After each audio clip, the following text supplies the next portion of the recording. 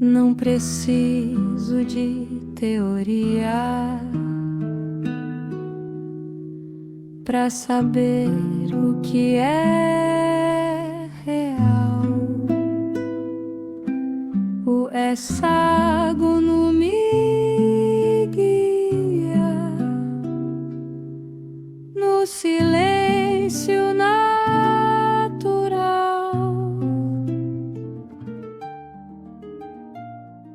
Olá, bem-vindos a mais um mergulho aqui no The Deep Dive. Olha, o material que a gente tem em mãos hoje é, assim, simplesmente fascinante. É muito bom. Nós vamos falar sobre abelhas, mas não do jeito que se espera, sabe? A gente vai explorar a inteligência de uma colmeia e a geometria dos favos de mel. E a gente vai investigar uma ideia bem provocadora que as fontes nos trazem. E se o que a gente chama de irracionalidade das abelhas for, na verdade, uma forma de inteligência tão coerente, Tão sofisticada que a nossa própria mente, tão orgulhosa da sua lógica, nem consegue acompanhar? Exatamente esse o ponto. E eu diria que as fontes vão até além, sabe? Elas não querem só comparar, elas querem questionar se a nossa própria definição de inteligência, se ela não está, fundamentalmente errada desde o início. Certo. A gente vai mergulhar na diferença entre uma inteligência que calcula, que precisa de um plano, e uma inteligência que simplesmente se manifesta, que simplesmente é. Entendi. A grande pergunta aqui é: a perfeição de um favo de mel é só o instinto, tipo um programa de computador biológico? Ou é a prova de uma ordem viva, uma harmonia que já existia muito antes da gente inventar a matemática para descrevê-la? E para já colocar todo mundo no clima, uma das fontes abre a discussão com uma frase que é quase um tapa na cara, né? É ótima. Se uma colmeia fosse uma universidade, Oxford não passaria no vestibular. É uma provocação excelente, porque ela nos obriga, logo de cara, a largar nossas certezas, né? O que a gente valoriza como inteligência? Exato. É publicar artigo, fazer cálculo complexo?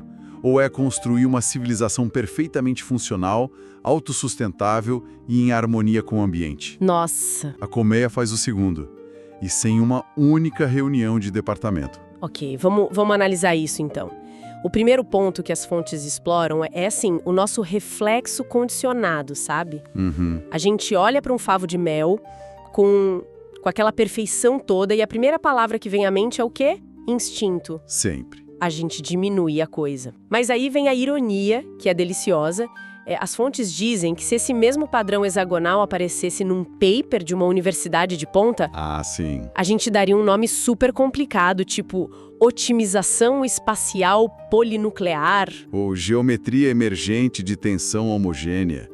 Com certeza viraria tema de tese de doutorado, ganharia prêmios, daria uma palestra no TED. Exato, mas como vem de uma abelha, um ser que a gente considera inferior, a ciência por muito tempo só deu de ombros e disse, é instinto irracional. E aqui as fontes nos apresentam um paradoxo, né? Sim. Por um lado, temos essa perfeição geométrica. Por outro, a ausência de um arquiteto, de um cérebro planejador. Então, como essa perfeição surge? E aí que eles introduzem uma ideia que vira tudo de ponta cabeça. E se a geometria não for o plano, mas sim a consequência de outra coisa? Exato. O que as fontes propõem é que o que a gente chama de irracional é, na verdade, a mais alta engenharia de coerência. A abelha não pensa para construir. Ela é. O corpo dela, as ações dela, estão em total coerência com o coletivo, com as leis da física. E, ao que tudo indica, ser é infinitamente mais eficiente do que calcular. Esse conceito de inteligência pré-racional é muito forte. Então não é uma inteligência de segunda classe, é só de outra categoria. Exatamente. Não é inferior, é anterior. É um tipo de saber que existe antes da linguagem, sabe? Antes do cálculo. As fontes usam uma imagem muito bonita. Qual? O corpo da abelha é matemática encarnada. Ela não pega um compasso para desenhar o hexágono. Ela o realiza. A forma perfeita não vem de um projeto. Ela emerge da harmonia do coletivo. É um processo vivo. Certo, a gente entende a filosofia por trás, mas o que me deixou de queixo caído nas fontes foi a matemática pura e simples por trás da escolha do hexágono. Ah, isso é incrível. Não é uma escolha estética, né? É de uma eficiência absurda. As fontes listam 3 razões principais. A primeira é que o hexágono preenche o espaço sem deixar vãos. Sim, o que os matemáticos chamam de tesselação. Só existem 3 polígonos regulares que conseguem fazer isso sozinhos: o triângulo, o quadrado e o hexágono. Certo. Se você tentar fazer com pentágonos, por exemplo, sempre vai sobrar um espacinho. É um desperdício. Ok, então já eliminamos um monte de formas. E entre o triângulo, o quadrado e o hexágono? Porque o hexágono ganha. Aí vem o segundo ponto. A economia de material. De todas as formas que preenchem o espaço perfeitamente, o hexágono é a que tem o menor perímetro para a maior área. Traduzindo, para guardar a mesma quantidade de mel, o hexágono é a forma que exige a menor quantidade de cera para ser construída. Faz todo sentido. É como se você tivesse uma quantidade limitada de cerca para fazer um curral, sabe? A forma hexagonal é a que te daria o maior pasto possível. A natureza não gosta de desperdício. Máxima eficiência. E o terceiro ponto é a força estrutural. O hexágono distribui as tensões de forma igual por todas as suas 6 paredes. Isso torna incrivelmente forte e resistente. Pense num arco romano. A força aplicada no topo não vai direto para baixo, ela se distribui pelas laterais da estrutura. O hexágono faz a mesma coisa em todas as direções. Que loucura! É por isso que um favo, que é feito de um material tão delicado como a cera, consegue sustentar quilos e quilos de mel sem desmoronar. Agora imagina uma cidade inteira construída com esse princípio. A síntese das fontes é perfeita. Máxima força com mínimo esforço. É o mantra de qualquer engenheiro, de qualquer CEO. Exato. E as abelhas chegaram a essa solução sem um único cálculo, sem uma única planilha, o que nos leva à pergunta do como. Se não é um projeto consciente, como elas fazem isso na prática? E é aí que a biologia e a física se encontram de um jeito espetacular. As fontes explicam que não é uma abelha que constrói um alvéolo, é o coletivo. Certo. Elas usam o próprio corpo para aquecer a cera, elevando a temperatura a cerca de 45 graus Celsius. Nesse ponto, a cera fica extremamente maleável, quase líquida. E aí as abelhas começam a construir células que são, na verdade, mais ou menos cilíndricas. Cilíndricas. Mas o resultado final é hexagonal. Exato. Porque aí a física entra em ação. Pensa em bolhas de sabão. Quando você sopra várias bolhas juntas, elas se arranjam naturalmente em hexágonos nos pontos de contato para minimizar a tensão superficial. Entendi. Com a cera aquecida e maleável, acontece um fenômeno parecido. A tensão nos pontos de encontro entre as células puxa as paredes e as assenta na forma mais estável e energeticamente econômica possível. O hexágono com ângulos perfeitos de 120 graus. Uau! A dança e a vibração que as fontes mencionam são as formas de comunicação para manter essa temperatura e essa atividade coordenadas, sabe? Em toda a colmeia. Então, elas não desenham o hexágono. Elas criam as condições perfeitas para que o hexágono se forme sozinho. Perfeito, é isso. Uau! Então a geometria perfeita é uma consequência inevitável da coerência coletiva e das leis da física. Isso muda tudo. Não é um milagre, é ordem. Exato. E essa ideia nos leva de volta à frase-chave que as fontes martelam. A geometria é consequência da coerência, não o contrário. Exatamente. Nós humanos fazemos o caminho inverso. Primeiro a gente pensa na forma, no projeto do prédio, Sim. e depois tenta forçar coerência. Tenta fazer com que os materiais e as pessoas trabalhem juntos para aquilo dar certo. Muitas vezes, à força. A colmeia vive em um estado de coerência primeiro, e a forma perfeita simplesmente aparece como resultado natural disso. Então, o que tudo isso significa pra gente? As fontes fazem uma crítica muito dura à nossa dependência da linguagem e da lógica, né? Muito. A gente cria palavras como racional e irracional e usa elas como caixas para classificar o mundo. O problema é que, quando a realidade não cabe na caixa que a gente inventou... A nossa tendência é culpar a realidade e não a nossa caixa. Exato. A gente rotula como primitivo ou simples aquilo que, na verdade, opera sobre uma lógica muito mais complexa e integrada que a nossa. É por aí. E tem um argumento nas fontes que é o knockout. De tão simples e poderoso a frase é: ninguém observou o número 1 através de um microscópio. Essa é demolidora. Essa frase me fez parar por um minuto. Ela expõe a nossa arrogância. O número 1, a base da nossa matemática, é uma abstração total. Um fantasma matemático, como o texto descreve. Ele não existe no mundo físico. É uma ideia. É um conceito. Um conceito.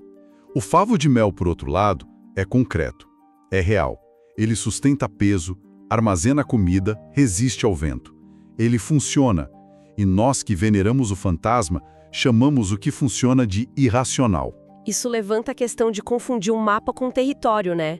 A matemática é um mapa incrível, mas não é o território. Perfeito.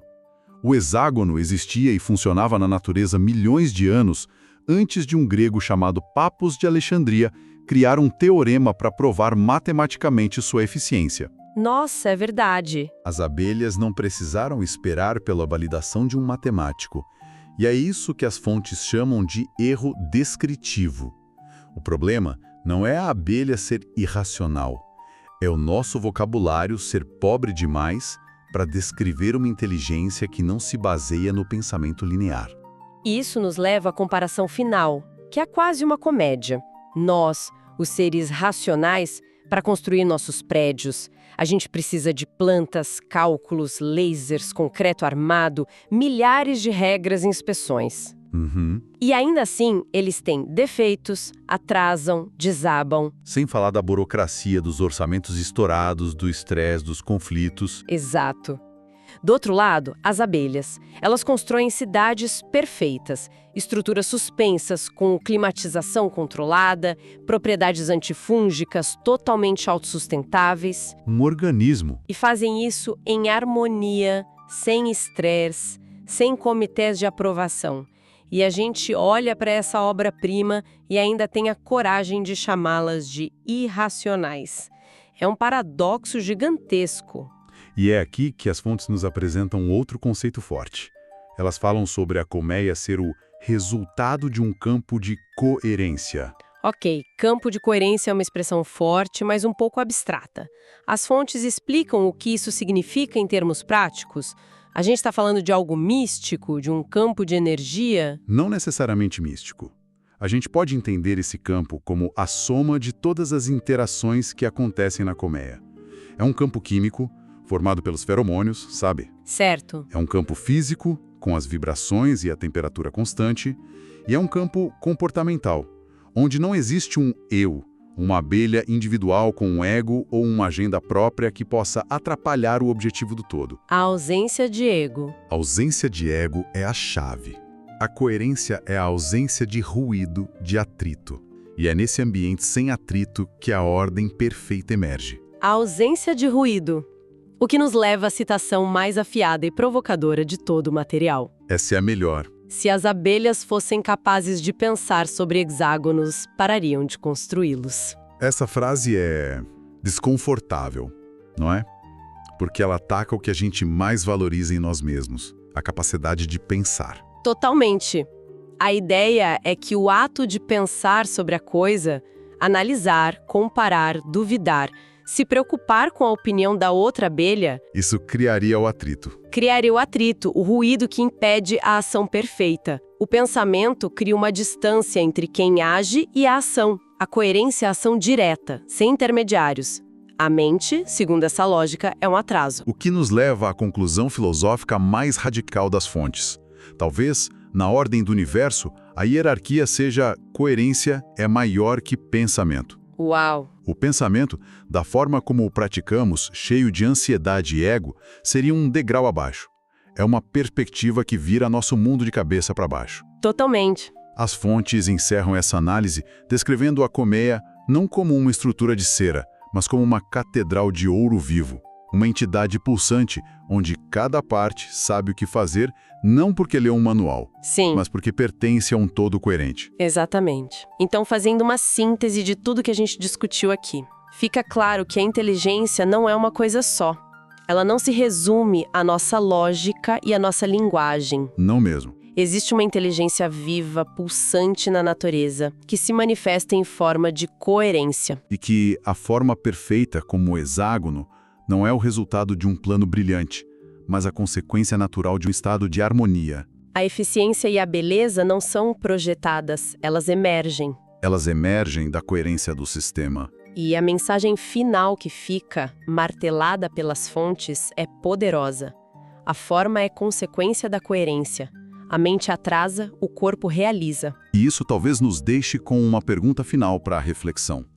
Se a colmeia é um exemplo tão óbvio, tão perto de nós, de uma inteligência coerente que a gente subestimou por séculos, onde mais? Onde mais, né? Onde mais no universo, no nosso próprio corpo, nos nossos ecossistemas, estamos falhando em reconhecer a inteligência só porque ela não se parece com a nossa, não fala a nossa língua? É uma boa pergunta. Será que a gente está tão apaixonado pelos nossos mapas conceituais que já não consegue mais enxergar o território vivo e pulsante que está bem na nossa frente? Uma pergunta pesada para a gente ficar remoendo. E, para encerrar, deixamos a frase poética que o material sugere, quase como um convite. O mundo chama pelo mel e o mel chama por você.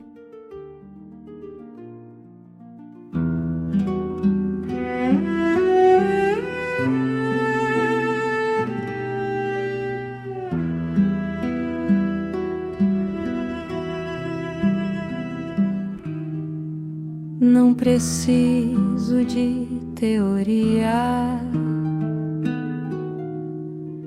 pra saber o que é real. O hexágono me guia no silêncio natural. Coerência é quem constrói antes mesmo de pensar. A razão chega depois, só pra nomear.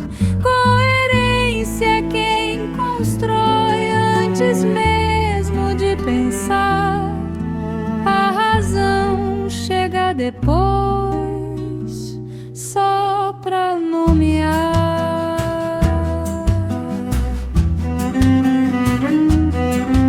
O que é vivo não explica, ele apenas se alinha. A colmeia não complica, só produz e caminha. Coerência é quem constrói antes mesmo de pensar. A razão chega depois, só pra nomear. Coerência é quem constrói antes mesmo de pensar. A razão chega depois.